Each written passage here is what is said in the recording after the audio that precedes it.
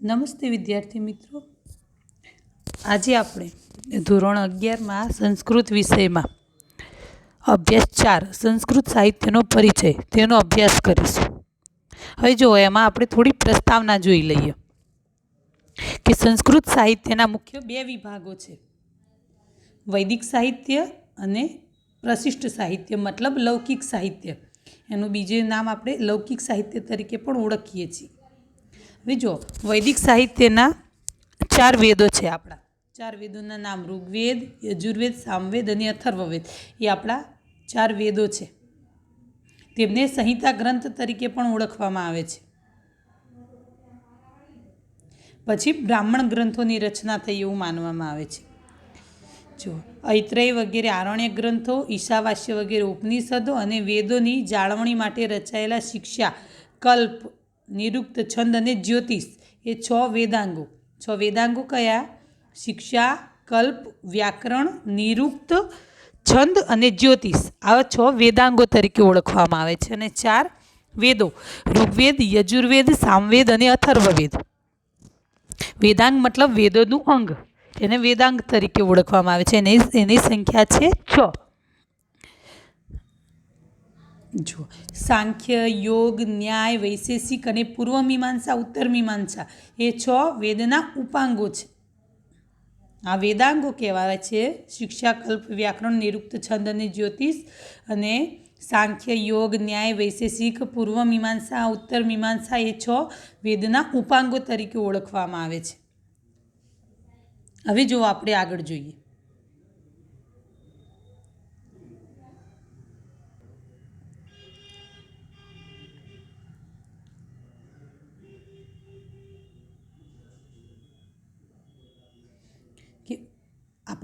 જોયું એ પ્રમાણે વેદની 4 સંહિતાઓ સામવેદ, યજુર્વેદ, અથર્વવેદ અને ઋગ્વેદ. જો ભારતીય પરંપરા અનુસાર વેદ સંહિતાઓને, આ 4 વેદોને વેદ સંહિતા તરીકે પણ ઓળખવામાં આવે છે. અને આ વેદ સંહિતાઓને અપૌરુષે તરીકે ઓળખવામાં આવે છે. અપૌરુષે મતલબ તે કોઈ વ્યક્તિની રચના નથી. વેદો કોઈ વ્યક્તિએ બનાવેલા છે કે એમણે રચેલા હોય, એમણે લખેલા છે એવું નથી હોતું, એવું કહેવામાં આવે છે. એ ઈશ્વરે પોતે પોતાના તપથી ઋષિઓના હૃદયમાં વેદોને પ્રકાશિત કર્યા છે. એ રીતે ઓળખવામાં આવે છે. જેમ ઈશ્વર અનાદિ, અનંત અને અવિનાશી છે, તેમ ઈશ્વરનું જ્ઞાન એટલે કે વેદો એ પણ અનાદિ, અનંત અને અવિનાશી તરીકે ઓળખાય છે. વેદોને અપૌરુષેય કહેવામાં આવે છે કારણ કે તે કોઈ વ્યક્તિની રચના નથી. ઈશ્વરે પોતે ઋષિઓના હૃદયમાં વેદોને પેદા કર્યા છે એવું કહેવામાં આવે છે.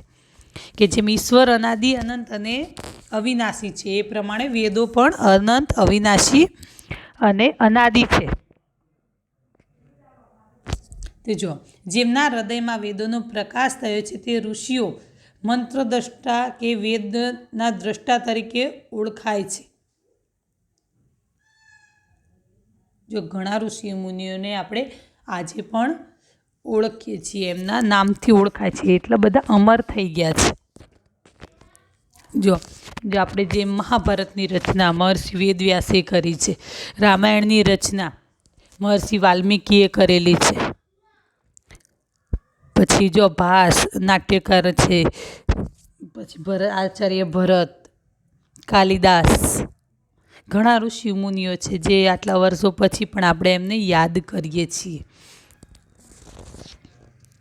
જો હવે આ 4 વેદમાં આપણો ઋગ્વેદ સૌથી પ્રાચીન હોવાનું માનવામાં આવે છે, સૌથી પ્રાચીનતમ ગ્રંથ તરીકે ઓળખાય છે. હવે જો વેદ શબ્દ વિદ ધાતુ પરથી બનેલો છે. જો વિદ ધાતુના અનેક અર્થો છે, એમાં જાણવું, પામવું, વિચારવું અને હોવું આ બધા વેદના અર્થ કહેવાય છે. વેદ મતલબ વિદ, વિદ ઉપરથી એ આવેલો છે.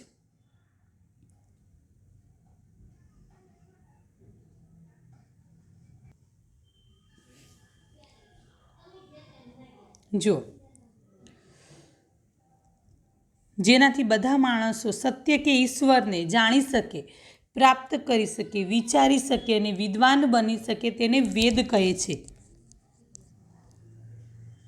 જો ફરીથી કે વેદ કોને કહે છે કે જેનાથી બધા જ માણસો કે સત્યને ઈશ્વરને જાણી શકે, પ્રાપ્ત કરી શકે, વિચારી શકે અને વિદ્વાન બની શકે એને વેદ તરીકે ઓળખવામાં આવે છે. જો પહેલા જમાનામાં ઋષિમુનિઓ ભણાવતા હતા કે એક ઋષિ જોડેથી એમના શિષ્યોને શીખવવામાં આવે, પછી એમના શિષ્યો આગળ જઈને પછી બીજા એમના શિષ્યોને આગળ ભણાવે, પછી બીજા એમના, આ રીતે એક સાંકળની જેમ બધા એકબીજાની સાથે જોડાયેલા હતા કે ક્યાંય કોઈ એવું કંઈ હતું નહીં કે લખવાનું કે એવું કંઈ. તો કોઈ બોલે છે અને સામે એ લોકો ગ્રહણ કરે છે, એ પ્રમાણે સામે બોલવાનું અને પછી એ યાદ રાખવાનું ગ્રહણ કરીને, અને પછી આગળ એ રીતે એમને બીજાને ભણાવે, એ રીતે કંઠસ્થ કરતા, એ રીતે સાચવીને રાખતા હતા.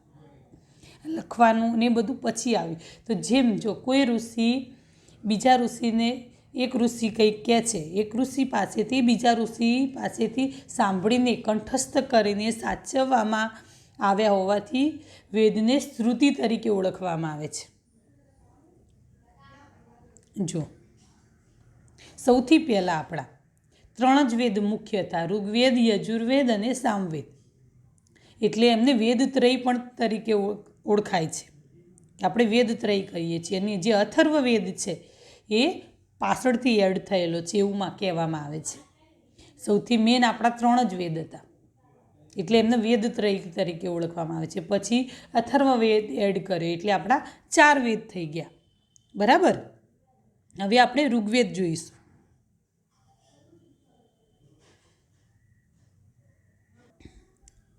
જો ઋગ્વેદ, તો સૌથી પહેલો છે ઋગ્વેદનો વિષય. જુઓ તો ઋગ્વેદનો 4 આપણા વેદો છે. 4 વેદોમાં સૌથી પ્રથમ ક્રમે ઋગ્વેદ આવે છે. સૌથી પ્રાચીનતમ વેદ છે.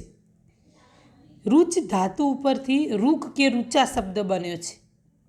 અને વૈદિક પરંપરા પ્રમાણે જેમાં સ્તુતિ કરવામાં આવી હોય તેવા મંત્રને રુક કે રુચા કહે છે. ફરીથી જુઓ, વૈદિક પરંપરા પ્રમાણે જેમાં સ્તુતિ કરવામાં આવી હોય તે મંત્રને રુક કે રુચા કહે છે. અને એટલે આને ઉપરથી ઋગ્વેદ એવું નામ પડ્યું છે. કે જો ઋગ્વેદના મંત્રોમાં બધા દેવોની સ્તુતિ છે. કયા કયા દેવોની સ્તુતિ છે? તો અગ્નિ, ઇન્દ્ર, વરુણ, પર્જન્ય, ઉષા વગેરે. તમે ગમે તેટલા દેવો લખી શકો છો. આમાંથી 1-2 વધારે થાય, 1-2 ઓછા થઈ જાય, કોઈ તકલીફ પડે નહીં. આમાં પાછળ વગેરે એવો શબ્દ યુઝ કરી લેવાનો એટલે ચાલે. બરાબર. હવે જો ઋગ્વેદનો આકાર. ઋગ્વેદમાં 10,000થી વધારે મંત્રો છે. તેમાં તે મંત્રો 10 મંડળોમાં વિભાજિત છે. દરેક મંડળમાં અનેક સૂક્તો આવેલા છે. ઋગ્વેદના સૂક્તોની સંખ્યા છે 1028. તેમાં રહેલા કુલ મંત્રોની સંખ્યા છે 10,552. દરેક સૂક્તમાં એક કરતાં વધારે મંત્રો આવેલા છે. ઋગ્વેદની 5 શાખાઓ હતી. તેમાંની માત્ર 2 જ શાખાઓ અત્યારે પ્રાપ્ત થાય છે, શાક્લ અને બાષ્કલ. આ બધું જે મેં અંડરલાઇન કરી છે એ વસ્તુ તમારે કમ્પ્લીટ યાદ રાખવાની છે. એ જ પ્રમાણે તમારે એક્ઝામમાં જ્યારે પેપર લખો ત્યારે લખવાની છે. આમાં આંકડાઓની માહિતીમાં કોઈ વધારે ઓછું કંઈ આવે નહીં. જે પ્રમાણે એજ ઇટ ઇઝ જે છે એ જ પ્રમાણે તમારે લખવાનું છે. બરાબર.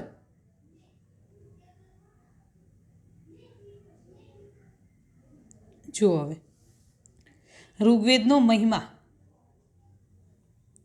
ઋગ્વેદમાં જો સૂક્તો આવેલા છે, પુરુષ સૂક્ત, નાસદીય સૂક્ત, હિરણ્ય ગર્ભ સૂક્ત જેવા દાર્શનિક સૂક્તો, સંજ્ઞાન સૂક્ત, દાન સ્તુતિ સૂક્ત, વિવાહ સૂક્ત જેવા પારિવારિક સામાજિક સૂક્તો તથા પુરુરવા ઉર્વશી સંવાદ સૂક્ત, શર્માપણી સંવાદ સૂક્ત જેવા સંવાદ સૂક્તો ખૂબ જ મહત્ત્વના છે અને તે પ્રસિદ્ધિ પામેલા છે.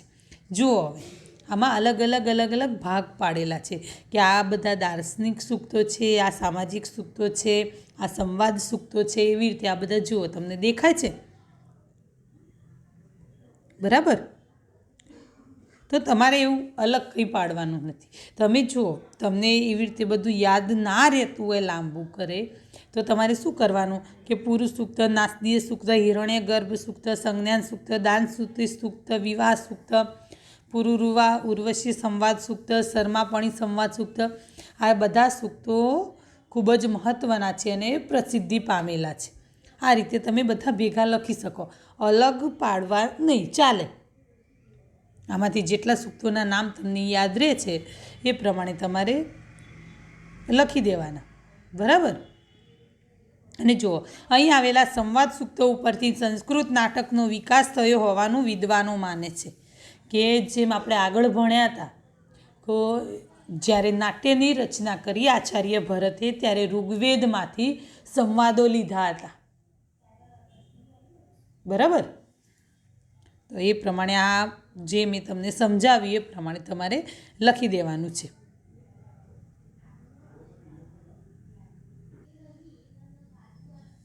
જો ઋગ્વેદની સૂક્તિઓ, આમાં 3 સૂક્તિઓ આપેલી છે. જો તમને 3 યાદ રહે છે કશો વાંધો નહીં, તમે લખી શકો છો. પણ જો યાદ નથી રહેતી બધી અને તો આપણે એક પણ નહીં લખીએ તો નહીં ચાલે.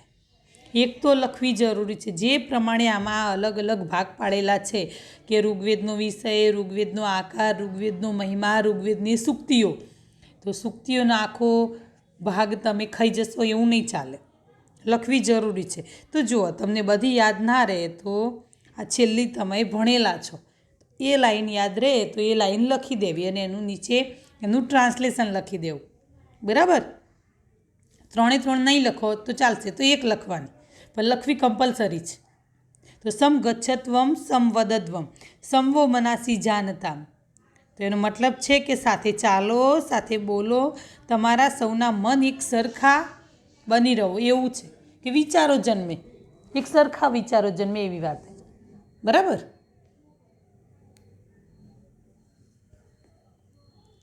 જોઈએ હવે આપણે આગળ જોઈએ. યજુર્વેદ આપણો બીજો વેદ છે. તો જો સૌથી પહેલાં છે કે યજુર્વેદનો વિષય.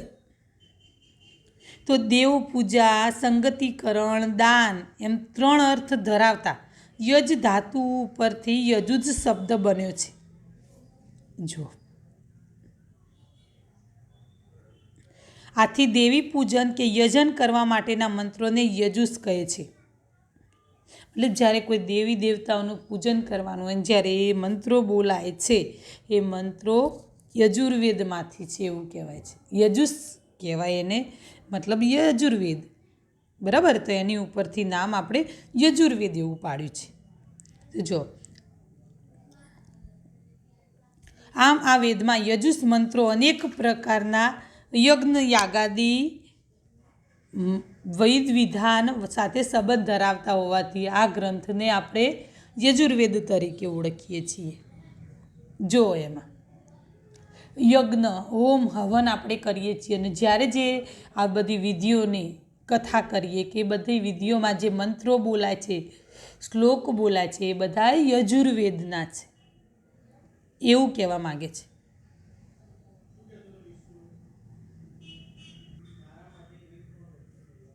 જુઓ યજુર્વેદનો આકાર.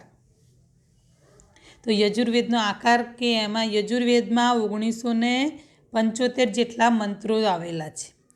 આ બધા મંત્રો 40 અધ્યાયોમાં વહેંચાયેલા છે.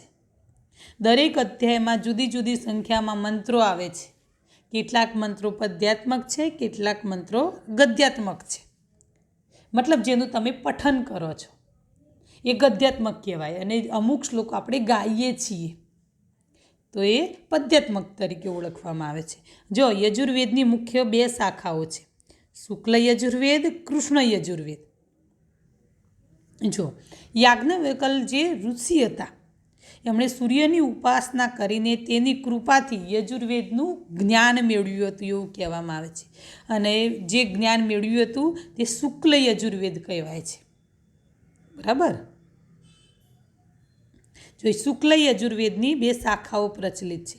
જો આ યાજ્ઞવલ્કર ઋષિવાળું તમને યાદ રહે તો લખવાનું છે, નહીં રહેતું તો આપણે મુખ્ય 2 શાખાઓના નામ લખીને ડાયરેક્ટ શુક્લ યજુર્વેદની 2 શાખાઓ પ્રચલિત છે એ લખી શકીએ છીએ. કાણવ અને માધ્યન્દિન. કૃષ્ણ યજુર્વેદની 4 શાખાઓ પ્રચલિત છે, તૈત્તિરીય, મૈત્રાયણી, કાઠક અને કપિષ્ઠ. બરાબર. હવે જો યજુર્વેદની સૂક્તિઓ આવે છે, આમાં પણ તમારે 2 સૂક્તિઓ મૂકેલી છે, તમારે ગમે તે એક તો લખવાની છે જ. તો આપણી પહેલી અનૃતાત સત્યમ ઉપૈમી. અનૃતાત સત્યમ ઉપૈમી, હું અસત્યથી દૂર થઈને સત્યને પ્રાપ્ત કરું. બરાબર. આ રીતે તમારે દરેક વસ્તુ લખવાની છે, જે પ્રમાણે મેં તમને સમજાવ્યું એ પ્રમાણે લખવાનું. શું તમે છોડી શકો તો ચાલે, શું ના છોડો તો ચાલે, બંને વસ્તુની વાત કરે છે કે જે તમારે મંત્રોની સંખ્યા છે, અધ્યાયોની સંખ્યા છે, સૂક્તોની સંખ્યા છે, એમાં કોઈ ભૂલ ચાલે નહીં. જે શાખાઓ આપેલી છે એમાં પણ કોઈ ભૂલ ના ચાલે. જે એજ ઇટ ઇઝ જે પ્રમાણે આપ્યું છે એ જ પ્રમાણે તમારે રીડ કરવાનું છે અને લખવાનું છે. બરાબર. હવે આગળના 2 વેદ આપણે પછીના લેક્ચરમાં જોઈશું.